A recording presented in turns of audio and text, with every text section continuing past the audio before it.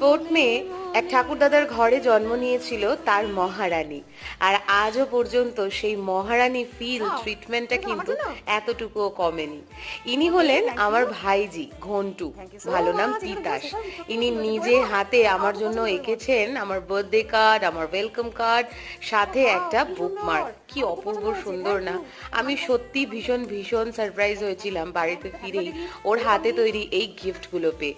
তার সাথে আমার বাপির নাচ দেখো, মানে মনে আনন্দের আর শেষ নেই। যা হয় মেয়ে বাড়ি ফিরলে যা হয়। তবে আজকের এই ফেরাটা আরো স্পেশাল, কারণ 5 বছর পর জন্মদিনে মেয়ে তার বাড়িতে রয়েছে। সাথে পায়েসের বাটি নিয়ে উনি বসে গেছেন, যদিও এটা কিন্তু টেস্টিং পর্ব। সেখানে আমি বলছি যে আমার পেটটা বেশ ভরা, আমি পুরোটা খেতে পারবো না। কে কার কথা শোনে?